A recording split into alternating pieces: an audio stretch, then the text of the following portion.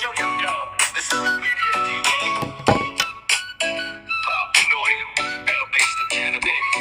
now sharing life, everyday vibes. Canada stories with the Lloyd pride. Experience thoughts sa araw-araw na scenes. Halo-halo.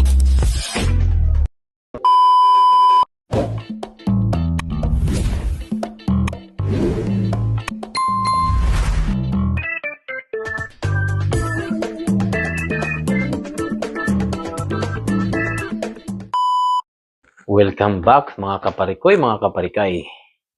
At may bago na naman tayong recipe ngayong araw na to. At ito ay gagawa tayo ng buttered chicken.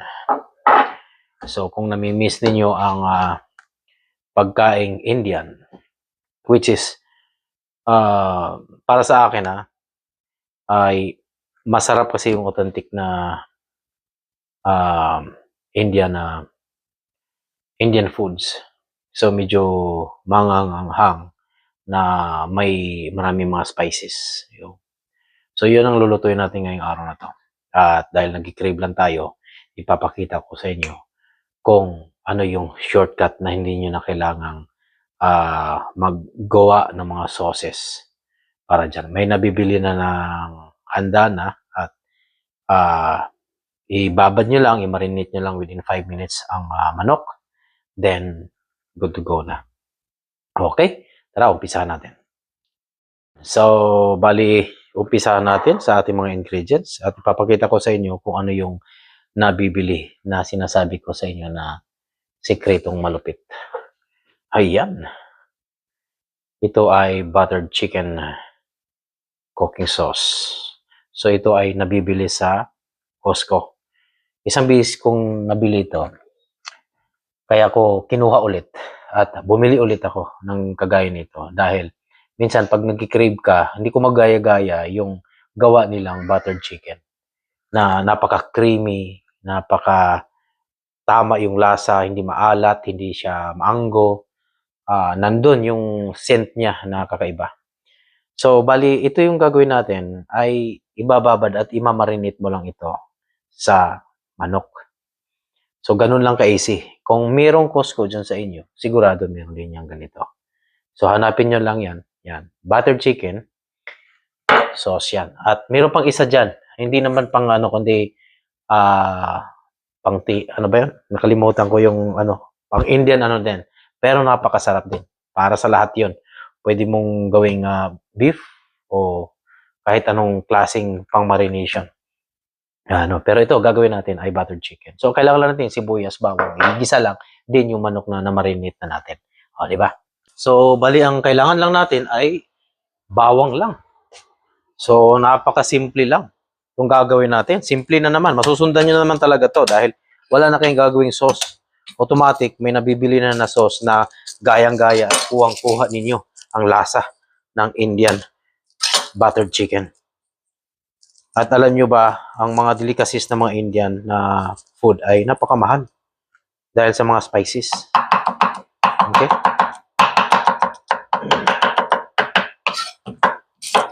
So, hiwain natin sibuyas.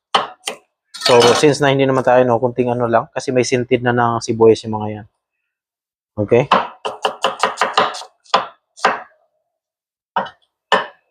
So, okay na siya.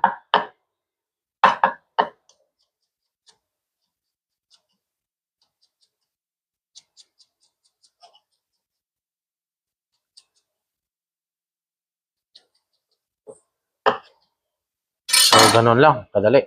Tara. Puntahan na natin ang mantika natin. So, ito. Lalagay tayo ng mantika. Okay. Lagay na natin yan. Lahat. Since na wala tayong kagapag-video ngayon, so sulo-sulo yan.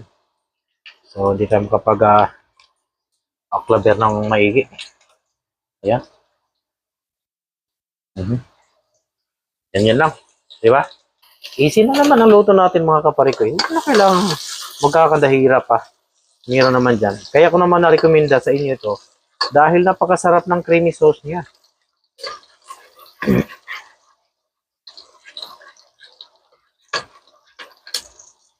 Napakasarap ng cream sauce niya.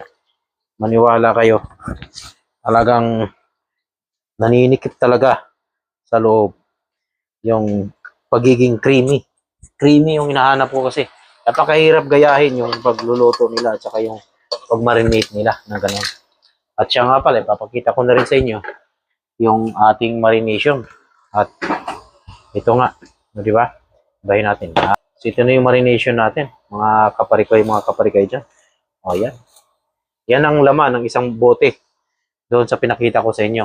So, yan lang. So, kailangan talaga ubusin nyo na. Oo, yan. Ubusin nyo na.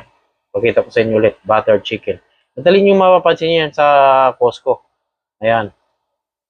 Dalawa yan, nakadikit. Okay? So, masarap yan. Napakasarap. Okay?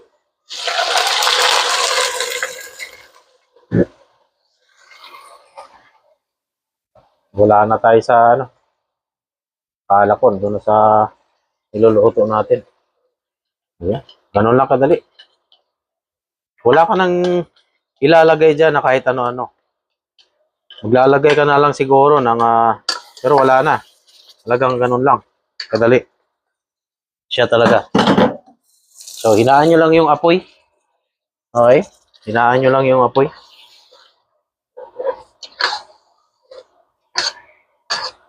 Pero pag naluto yan, napakasarap.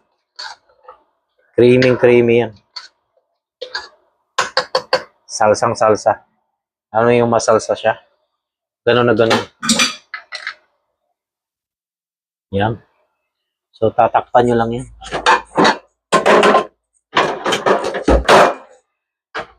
Ay, hindi pala yan.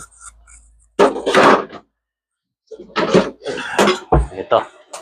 Yan ang takip niya. Yan. Ganun lang kadali. Ilo-low fire mo lang siya. Ayan. Ganun lang kadali. Yan. So, habang hinantay natin na maluluto siya, ay konting kwentuhan naman tayo. Diba? So, yun. So, maraming salamat ulit nga pala sa mga ating mga bagong subscriber. Kahit saang sulok sa mundo.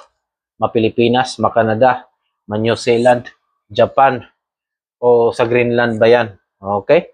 So, lahat tayo ay nagsusubaybay sa kanya-kanyang mga video.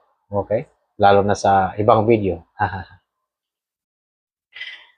So, ayan. So, lulutuin lang natin siya ng mga ilang minuto pa. So, more or less, mga 30 minutes siguro ay pwedeng-pwede na yan. So, kailangan lang natin magiging caramelized o magiging creamy ang kanyang texture doon sa manok kasi magsasabaw pa yung manok. So, kailangan dapat may pagkakadry siya na nagmamati-matika. Dapat yun ang magiging texture niya. So, tingnan natin yung mga iluluto natin kung okay na ba. At sabi ko nga sa inyo, itong niluluto natin ay tipid na. Dahil wala ka nang dapat iintindihin sa mga ingredients. Sibuyas, bawang lang ang idadagdag mo. Isusuti mo lang yung manok at yung sauce na kasama. Hanggang sa magiging caramelized or maging creamy siya na nagmamantika. O pa-dry na lahat ng almost ng ano niya, sauce niya. Halika, silipin natin. So, nakita niyo na? Yan ang sinasabi ko sa inyo na dapat magiging creamy siya. So, ganyan siya. So, panalong-panalo yung sauce na nabili natin. Na ganon. Kung susubukan nyo yan, kung merong mga Costco, isang lupalok man ng bansa, basta may Costco, meron din yan. So, tingnan nyo lang yung brand niya. At baka maraming nagtaka, o dinadaan-daanan nyo lang yan. Dahil alam nyo na pagkain ng mga Indian. Which is hindi natin delicacies siya. Pero sa totoo lang, kapag matikman nyo to, ay masasabi nyo na ayos pala. Dahil alam nyo bakit? Dahil hindi siya ganun katapang ang amoy. Hindi siya ganun katapang yung aroma na malalanghap mo. So, hindi yung sumasabit sa mga kilikili o sa mga damit natin. So, hindi. Hindi siya ganun. So, mild lang ang ano niya. So, parang nakakatakam. Kasi creamy nga eh. Parang may gatas na hindi mo maintindihan. Sabagay, may cream naman talaga silang nilagay dito. Yun. At ito hindi lang manok. Hindi lang para sa manok ito. Pwede rin yung ihalo o pwede nyo ring gumawa ng recipe through sa baka. Kahit marination ng isda, pwede rin yan. So, kaya lahat ay pwede nyong gamitin yan. Kaya hindi kayo mababahala na para lang sa manok yan. No, hindi. Gamitin nyo sa ibang parte ng baka o kahit sa ano, lalong sumasarap. Ayan. So, haunin na natin mga kaparekoy. Ganyan dapat ang magiging texture niya. Ayan. Nakikita nyo naman, di ba? Nagmamantika siya. At the same time, ay nawala na yung sauce niya. Pero, talagang dumidikit doon sa mismong ano ng manok. Yung. Tara, hainin na natin. Ayan. So, halika na. Hainin na natin. Di ba? Okay. Kita nyo yan?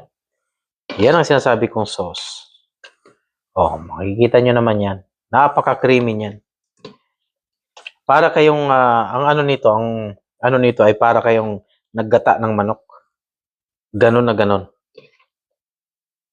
Yun nga lang, may scented siya ng aromatic na spices nila. Which is, syempre, hindi naman mawawala yung curry nila. Di ba? Signature na nila yan.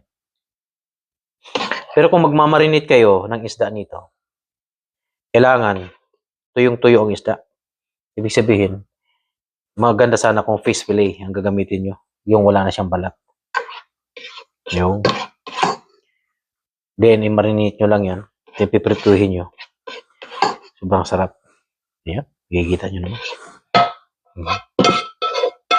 Una, hindi ko masyadong pinapansin yan. Kaya nasasabi ko nga sa inyo, ay sigurado, nadadaanan nyo na yan. Nadadaanan nyo lang yan sa gilid. Kasi nga, hindi nyo pinapansin dahil pagkain nila. Di ba? Pero hindi nyo naisip. Ako kasi, mahilig akong mag-trip ng mga iba-ibang mga delicacies. Kagaya niyan. So, kita nyo na. Di ba? Ang sarap niyan. So, titikman natin. Ayan. So, kailangan lang nating tikman. Di ba? So, bali ito. Makikita nyo naman. Ayan ang mantika niya. Ito, ayan o. Mamantika. Ayan. Di ba? So, masarap nito, yung chicken breast. Ang gamitin ninyo. Then, ang gagawin nyo ay gagawin yung parang i-debone nyo yung manok. Gawin yung boneless. Parang style ay parang karagi style ang manok. Para lasang ahon. Wala na kayong lalagay talaga kahit ano.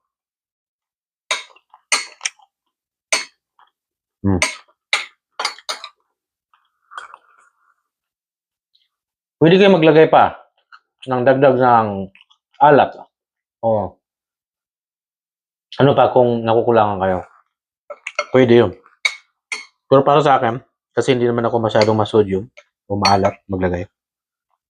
Yung lasa nila, yun na yun.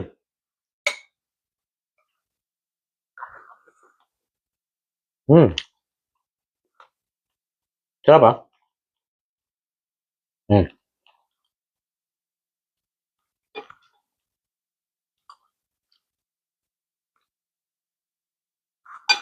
Sarap yung nagmamantika. Tapos, yung ginawa ko, yung buto nito ay sinama ko na rin. Pero ito chicken breast to.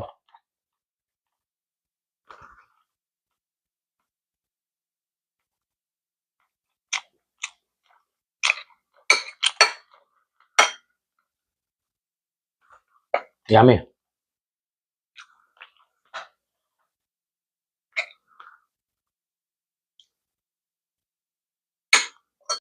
Lalo na pag baka, napakasarap. Talagang masarap magkamay pag ganun. Makikita mo talaga solve ang ano niya. Solve. Yung.